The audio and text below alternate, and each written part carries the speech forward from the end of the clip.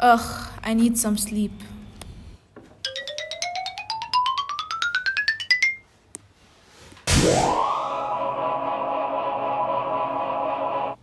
Where am I? Welcome, Zeina. I see you've been struggling, and today I'm going to help you solve quadratic equations. So for starters, you're going to have to figure out the equations that you're going to use for solving this. Now, there are two ways. You could do the rectangular method, or you could do the standard equation that we use for solving a quadratic equation. So the equation is a squared plus 2ab plus b squared equals a plus b squared. But how do I apply this equation to the equation you just gave me? That's a very good question, and we know we want to use this equation because the first and last integers go into a perfect square. So x squared goes into a perfect square, and 25 goes into a perfect square.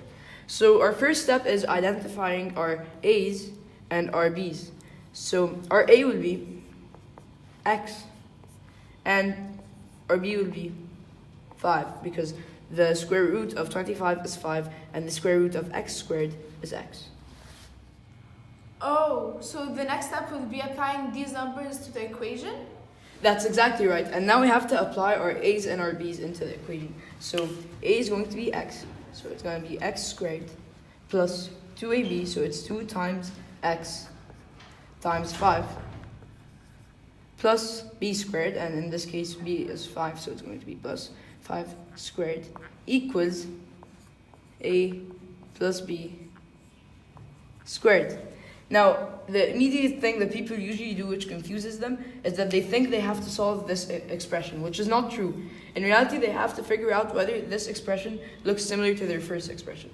So here we can see that we have x squared plus 10x, and here we can see 10x, but 2 times x times 5 will get us 10x.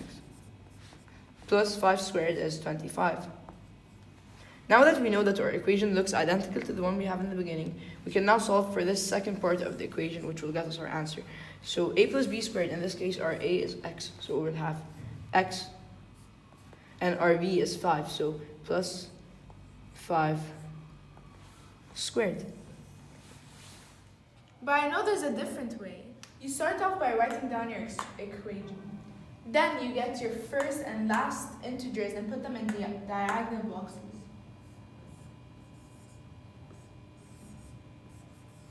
This one's already simple because it already kind of tells you the answer. So we already know that there's going to be an x here and an x here.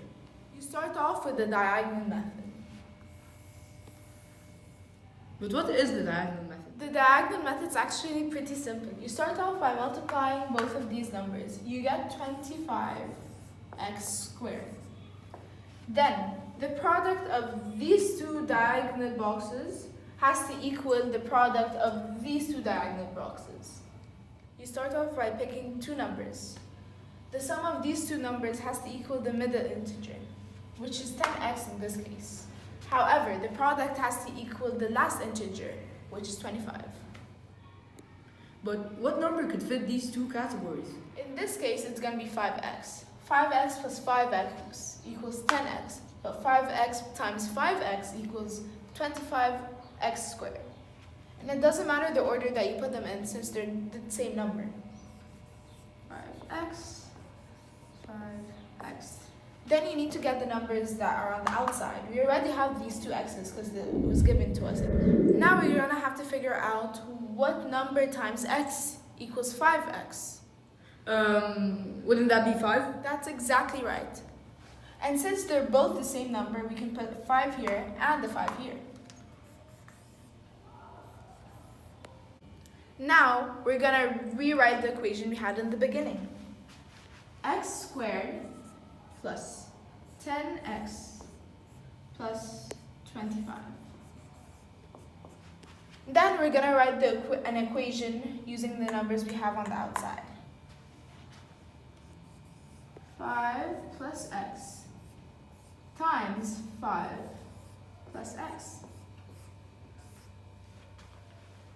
Since we have the same equation, we can do it as squared. So it's going to equal 5 plus x squared. And this works because that looks identical to the one we wrote in the beginning.